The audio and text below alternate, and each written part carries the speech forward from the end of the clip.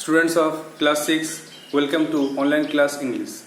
Today's task, story writing or how to write a story. So follow the board. So at first, how to write a story. কিভাবে একটা গল্প লিখতে হয়। কিছু points আছে, কিছু রুল আছে, সেই রুলগুলো ফলো করে আমাদেরকে স্টোরি লেখা শিখতে হবে। নাম্বার ওয়ান রুলটা হচ্ছে যে রিড দ্য আউটলাইনস। যে পয়েন্টগুলো থাকবে, হিন্টগুলো থাকবে, সেগুলো বারবার পড়তে হবে। Read the outlines and form the plot. গল্পের যে পটভূমি সেটা সাজাতে হবে। বারবার যে আউটলাইন বা হিন্টস বা পয়েন্টস যে থাকবে গল্পের স্টোরিতে, সেই স্টোরির পয়েন্টগুলো বারবার পড়তে হবে। বারবার পড়ে নিয়ে যে পটভূমি গল্পটাকে সাজাতে হবে, পরপর সাজাতে হবে। দরকার হলে দু একটা সেন্টেন্স নিজে বা দু একটা পয়েন্ট নিজে বাড়িয়ে গল্পটাকে আরও বাড়ানো যাবে বা আর সুন্দর করা যাবে। তো number one, read the outline and form the plot. যে পয়েন্টগুলোকে বাড়ার পরে একটা প্লট তৈরি করতে হবে। নেক্সট, 2 নম্বরে টাইটেল দিতে হবে। Give a title.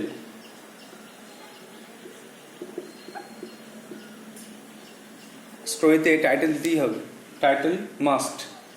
টাইটেলের উপরে নম্বর থাকে, 1, 2 নম্বর থাকে টাইটেলের উপরে। তো টাইটেল অবশ্যই দিতে হবে, দিয়ে স্টোরি লিখতে হবে। আর টাইটেল কার উপর নির্ভরশীল? ওখানে যে ক্যারেক্টার থাকে, CHARACTER, ওখানে যে মেন ক্যারেক্টার, গল্পে যে মেন ক্যারেক্টার বা গল্পে যা যা থাকে তাদের নাম অনুসারে টাইটেলটা হয়, এটা মাথায় রাখতে হবে।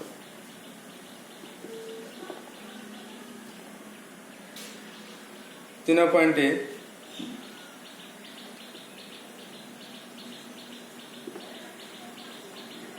always use past tense। গল্পটা কিন্তু পাস্ট টেন্সে লিখতে হবে, যেহেতু গল্পটা ঘটে গেছে অতীতে, তো পাস্ট টেন্সে গল্পটা কিন্তু লিখতে হবে। আর এখানে একটা কথা মনে রাখতে হবে, যখন পয়েন্ট থাকবে সেটা কিন্তু প্রেজেন্ট টেন্স থাকতে পারে। প্রেজেন্ট টেন্সে পয়েন্ট অনুযায়ী থাকতে পারে, তোমাকে সেটা পড়ে নিয়ে সেটাকে পাস্ট টেন্সে ট্রান্সফর্ম করতে হবে। তাহলে পাস্ট ফর্ম লিখতে হবে। নাম্বার 4,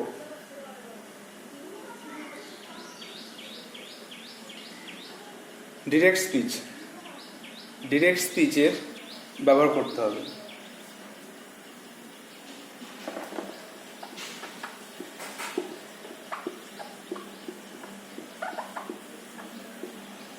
স্টোরিতে ডিরেক্ট স্পিচ মানে ক্যারেক্টার নিজে নিজে কিছু বলছে, সেই ডিরেক্ট স্পিচটা ইউজ করতে হবে।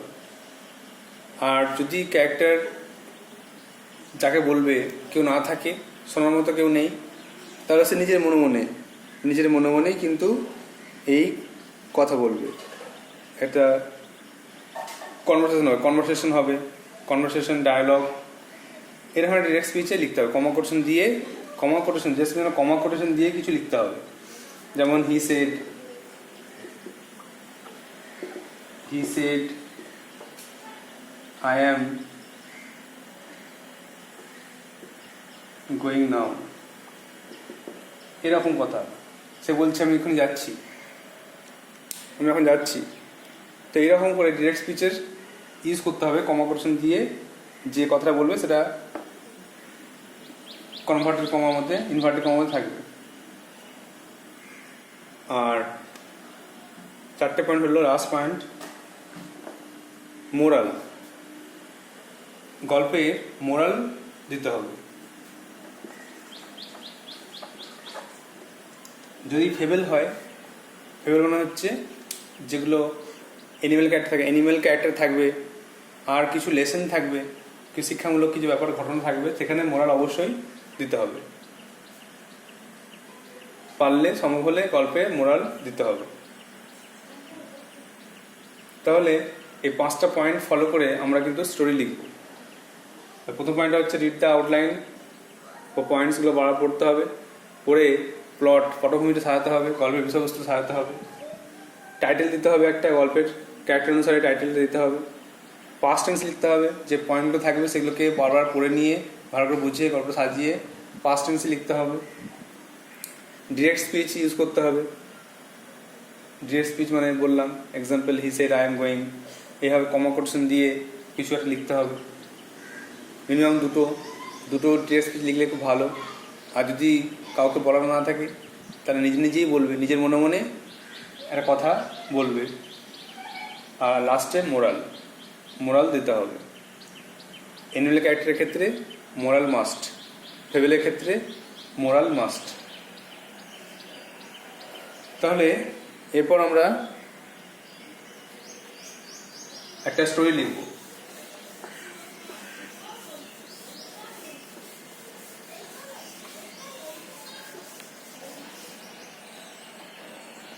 So students, please take out your textbooks.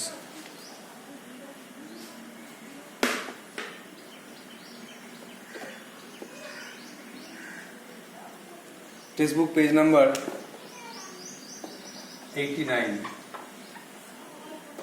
Page 89, activity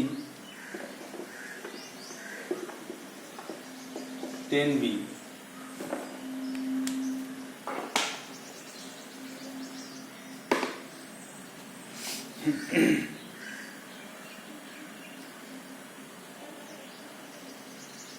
Write a story in about 60 words using the following hints. নিচের হিন্টগুলো ব্যবহার করে 60 ওয়ার্ডের মধ্যে একটা স্টোরি লেখো।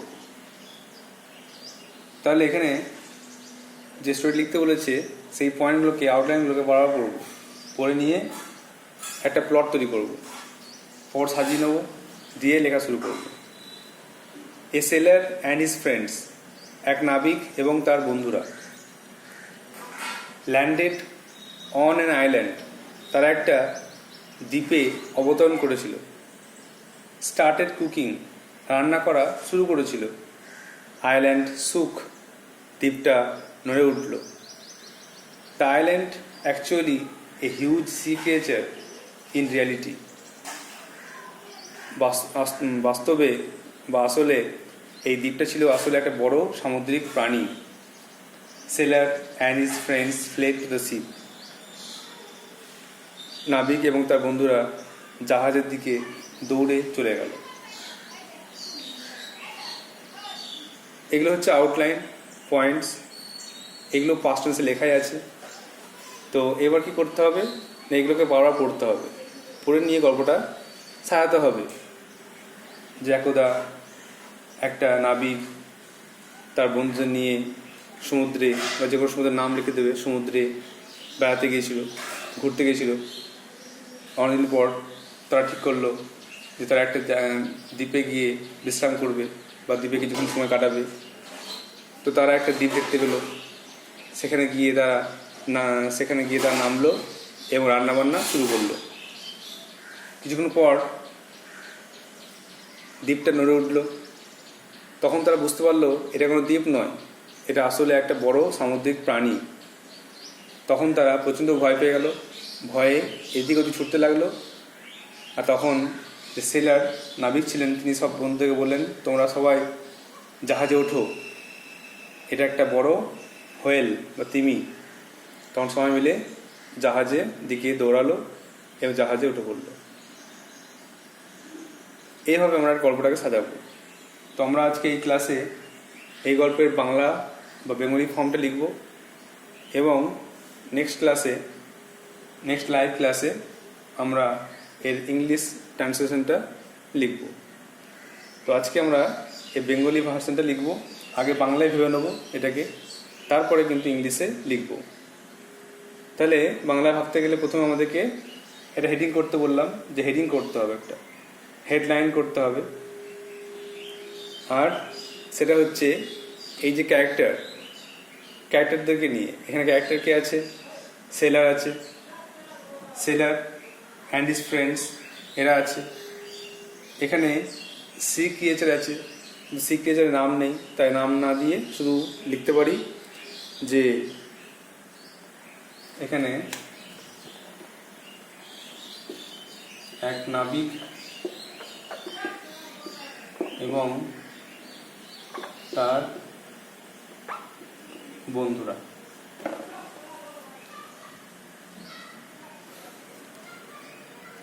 হলো, হেডিং দেওয়া হলো।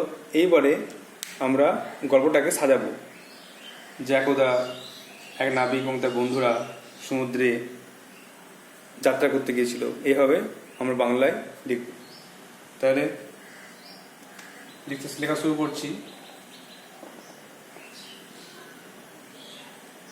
একদা এক নাবিক তার বন্ধুদের নিয়ে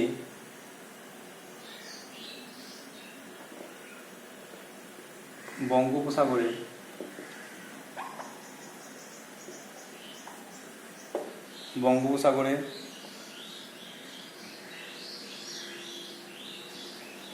সমুদ্র যাত্রা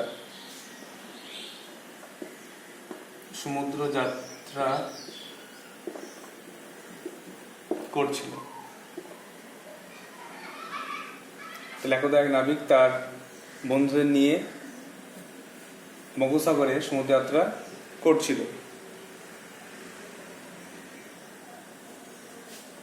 তারপরে অনেক দিন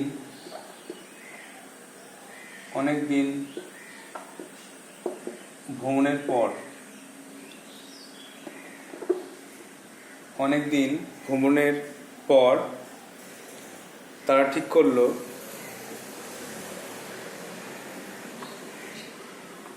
বা স্থির করলো, লেখা যায় ঠিক করলো বা স্থির করলো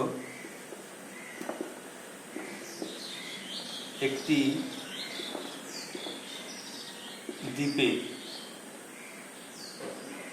দ্বীপে কিছুক্ষণ বিশ্রাম করবে।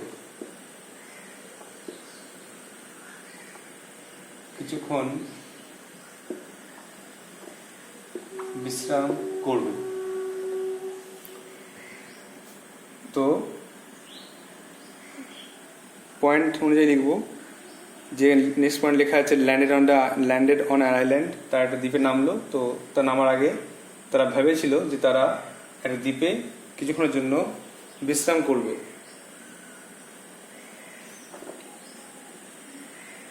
তারপরে সৌভাগ্যবশত তারা একটি দ্বীপ দেখতে পেয়েছিল। তারা একটা দ্বীপ দেখতে পেল বা দেখতে পেয়েছিল।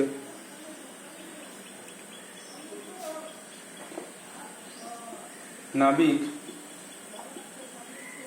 তার বন্ধুদের বলল, দেখো এখানে শুরু করছি, একটা ডিরেক্ট স্পিচ শুরু করছি, কমাকোশন দিয়ে লেখা। বন্ধুরা,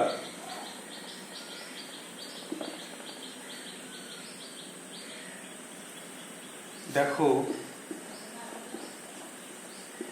একটি সুন্দর দ্বীপ।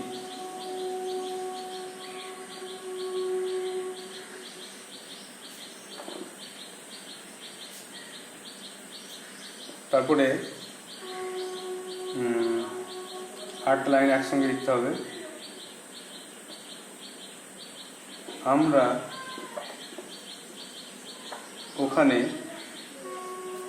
ওখানে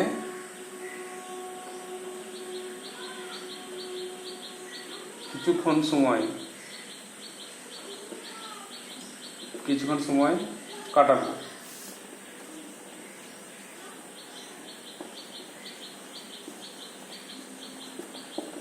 কোশ্চেন শেষ। তা ডিএসপি যে নাবিক বন্ধুকে বললো যে বন্ধুরা দেখো একটা সুন্দর দ্বীপ, আমরা ওখানে কিছুক্ষণ সময় কাটাবো। তাহলে এরপর এই নেক্সট পয়েন্টটা, তারা দ্বীপে নামলো, জাহাজটাকে নোঙর করলো, এরকম লিখতে হবে। জাহাজটাকে নোঙর করে দ্বীপে নামলো, রান্না শুরু করলো, এভাবে পরপর তা পয়েন্ট অনুযায়ী লিখবো। কিন্তু পয়েন্টটা সামনে রাখতে হবে, পয়েন্ট দেখে দেখে ভেবে ভেবে লিখতে হবে।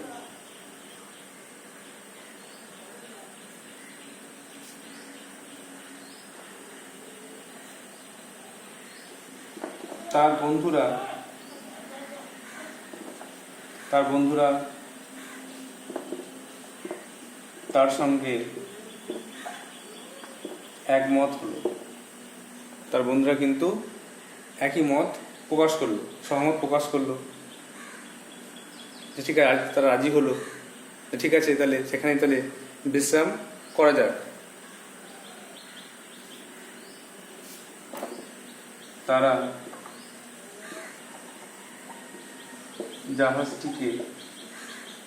জাহাজটিকে নোঙর করলো, নোঙর মানে অ্যাঙ্কার করা, নোঙর, জাহাজটিকে নোঙর করলো, নোঙর মানে অ্যাঙ্কার, জাহাজটাকে এক জায়গায় স্থির হয়ে রাখা, নোঙর করলো এবং রান্না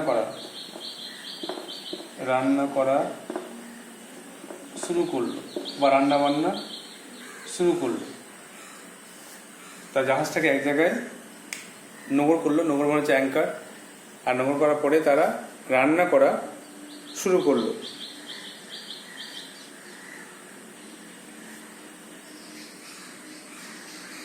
তারপরে হঠাৎ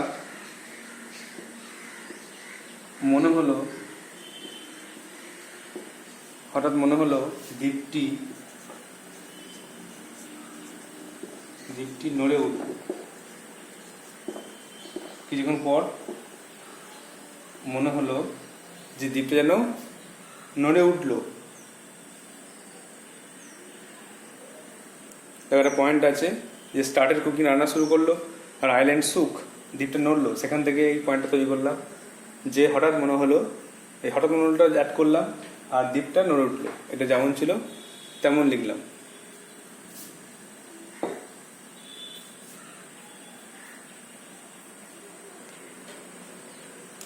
তারপর কিছুক্ষণ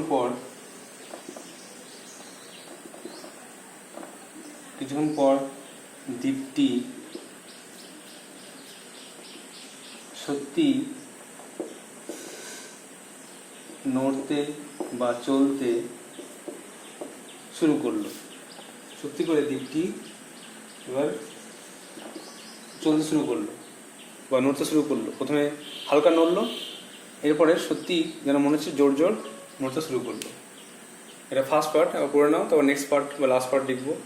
তাহলে এক নাবিক এবং তার বন্ধুরা, একদা এক নাবিক তার বন্ধুদের নিয়ে বঙ্গোপসাগরে সমুদ্রযাত্রা করছিল বা করতে গেছিল।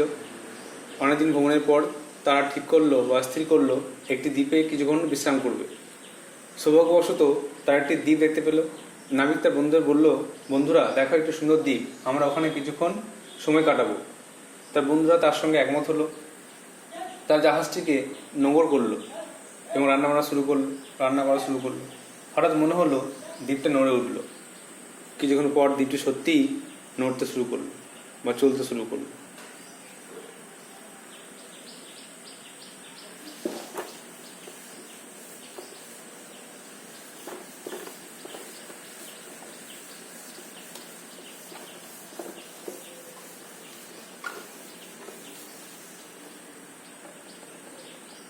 তারপরে পয়েন্ট দেখো,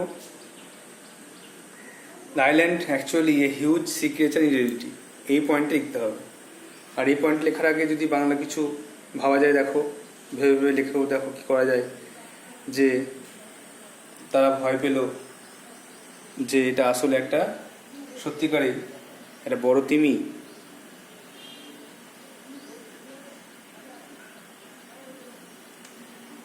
তারা ভয় পেল যে তারা ভয় পেয়ে ভাবলো যে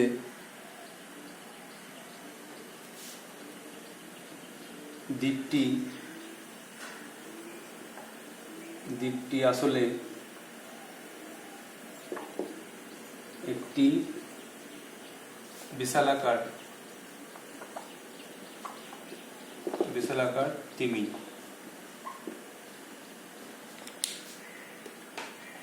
তারা দেখে লিখতে পারো, তারা দেখে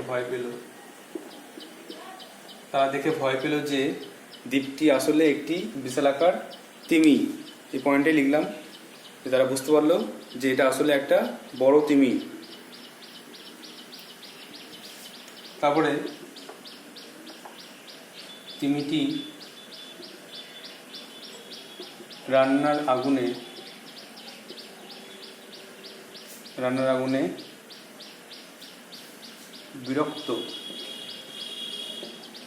বিরক্ত হয়েছিল। তিমিটি রান্নার আগুনে কিন্তু বিরক্ত হয়েছিল।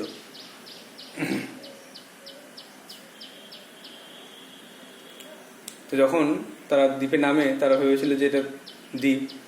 তো তারপরে যখন আগুন জ্বালায় তখন কিন্তু দ্বীপটা কষ্ট, মানে তিমিটা তার কষ্ট হয়, তার গাটা পুড়ে যেতে থাকে এবং সে নড়ে ওঠে। না হলে তার আগ পর্যন্ত কিন্তু সে কিছু করেনি, চুপচাপ সেখানে স্থির জলে সমুদ্র উপরে ছিল। আর আগুন জ্বালানোর পরে সে কিন্তু কেঁপে ওঠে বা নড়ে ওঠে। এরপরে seller and his friends fled to the sea, last point দিয়ে শেষ করে দিয়েছে যে নাবিকরা তার জাহাজে উঠে গেল। তো তার আগে আমাদের কিছু ভাবতে হবে, এটাকে বানানো একটু অনেকখানি বড় করার জন্য বা একটা ডিরেক্ট স্পিচ যদি দেওয়া যায় লাস্টে সেটাই করবো। একটা ডিরেক্ট স্পিচ লিখতে হবে। তখন একটা ডিরেক্ট স্পিচ লেখো। নাবিক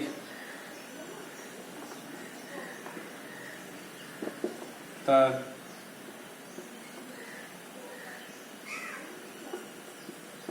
বন্ধুদের বলল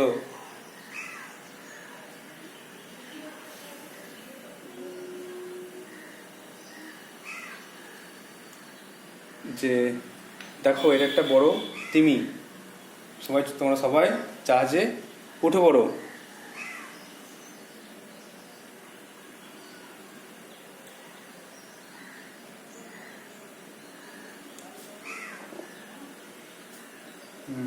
বন্ধুরা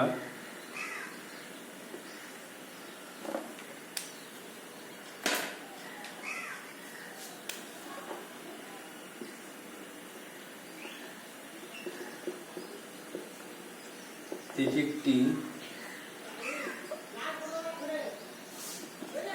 বড় তিমি। স্টপ। সকলে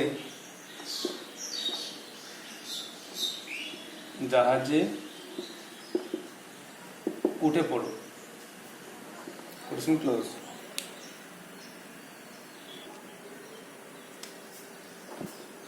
তারা খুব ভয় পেল এবং সেখান থেকে পালানোর চেষ্টা করলো। তারা প্রচণ্ড ভয় পেল এবং সেখান থেকে পালানোর চেষ্টা করলো। তারা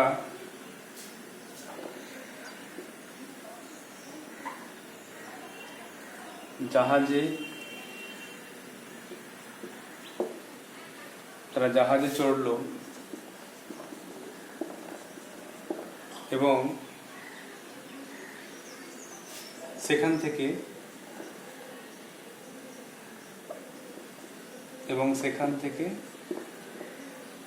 চলে গেল। জাহাজে চেপে সেখান থেকে কিন্তু তারা চলে গেল।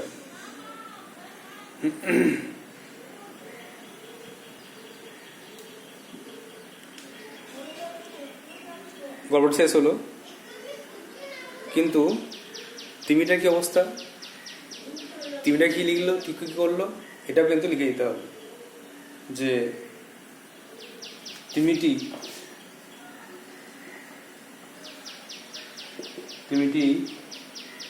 গভীর জলে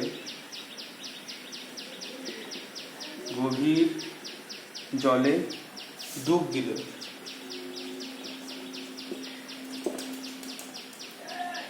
তিমিটি গভীর জলে ডুব দিল।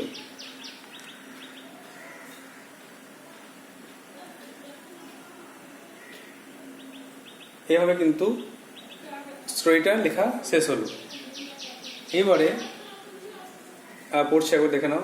তারা দেখে ভয় পেল যে দ্বীপটি আসলে একটি বিশালাকার তিমি। তিমিটি রান্নার আগুনে বিরক্ত হয়েছিল। নাবিক তার বন্ধুদের বলল, বন্ধুরা, এটি একটি বড় তিমি, সকলে জাহাজে উঠে পড়ো। এখানে কমাকোষণ শুরু হয়েছে আর এখানে শেষ হয়েছে, মাঝখানে একটা পূর্ণচ্ছেদ। তা দুটো আমরা ডেট স্পিচ বা ডায়লগ লিখলাম। প্রথমে বলল যে দেখো একটা দ্বীপ, আর এখন বলল বন্ধুরা চলো জাহাজ উঠে পড়ো। তারা খুব ভয় পেল এবং সেখান থেকে পালানোর চেষ্টা করলো। তারা জাহাজে চড়ল এবং সেখান থেকে চলে গেল। তিমিটি গভীর জলে ডুব দিল। তিমিটি কিন্তু কোনো ক্ষতি করলো না, সে নিজের কাজ করলো, সে চলে গেল। এইবারে নীতিবাক্য লিখতে হবে। এখানে লিখবো নীতিবাক্য, জায়গা নেই বলে একটু উপর লিখছি। এই পয়েন্ট লাস্ট লিখতে হয় নীতিবাক্য। নীতিবাক্য মোরাল কি শিখলাম এই গল্প থেকে? আমরা দু রকম কথা লিখতে পারি। একটা হচ্ছে ভাগ্যের লিখন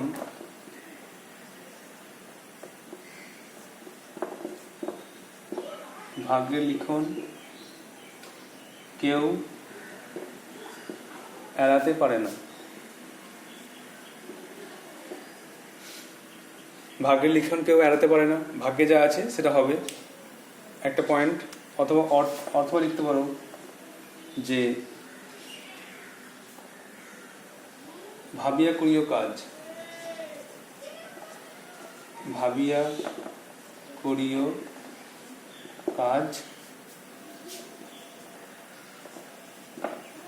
করিয়া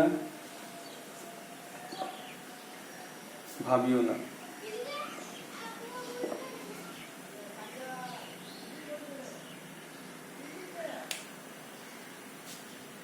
তাহলে ভাবিয়া করিও কাজ, করিয়া ভাবিও না। কোনো কাজ ভেবেচিন্তে করতে হবে, যে কাজটা করে ঠিক হবে কিনা, তারপরে সে কাজটা করতে হবে। কিন্তু আগেই কাজটা করে দেবে, তারপরে ভাববে যে ঠিক করলাম না ভুল করলাম, সেটা কিন্তু নয়। এইভাবে গল্পটাকে শেষ করতে হবে। তাহলে আমরা প্রথম থেকেই শিখলাম যে কীভাবে গল্প লিখব। প্রথমে 5টা রুল লেখালাম। 5টা রুল লেখার পরে এই পয়েন্টটাকে বারবার পড়লাম, পড়ে নিয়ে বাংলায় একটা গল্প তৈরি করলাম যে একদা এভাবে একটা নাবিক সে বন্ধু নিয়ে সমুদ্রে গেল, দিয়ে এই ঘটনা ঘটলো। এরপর তোমাদেরকে এটা ট্রান্সলেশন করতে হবে, এক কথায় ট্রান্সলেশন করতে হবে। এটাই তোমাদের হোম টাস্ক থাকবে, যে ট্রান্সলেশন করতে হবে। তোমরা মনে মনে ভেবে নেবে যে কীভাবে লিখবো, কোন ওয়ার্ডটার কি মানে হবে, কীভাবে সাজিয়ে লিখবো, সাবজেক্ট বা অবজেক্ট দিয়ে লিখবো, ভেবে নেবে। নেক্সট লাইভ ক্লাসে কিন্তু আমরা এটার ট্রান্সলেশন ফর্ম বা রাইটিং ফর্মটা লিখবো। তো তার আগে তোমরা চেষ্টা করে নেবে, তোমরা আগে থেকে একটু লিখে রাখবে, এই মতো সাজিয়ে নিজেরা লিখে রাখবে। আর যখন লাইভ ক্লাসে তোমাদেরকে বলা হবে বলো, তখন তোমরা পরপর একটা করে সেন্টেন্স বলবে, আর তখন ফাইনাল যে অ্যান্সার হবে সেটা লিখবো। তাহলে রাইটিংটা এইভাবে শেষ হবে। So I hope you will do so. আশা করি তোমরা এই কাজটা করবে, ভালো করে এটা পড়বে, পড়ে নিয়ে ইংলিশে ট্রান্সলেট করার চেষ্টা করবে। কোনো ওয়ার্ডের মানে না পারলে আমাকে জিজ্ঞেস করবে, অথবা ডিকশনারি খুলে দেখে নেবে।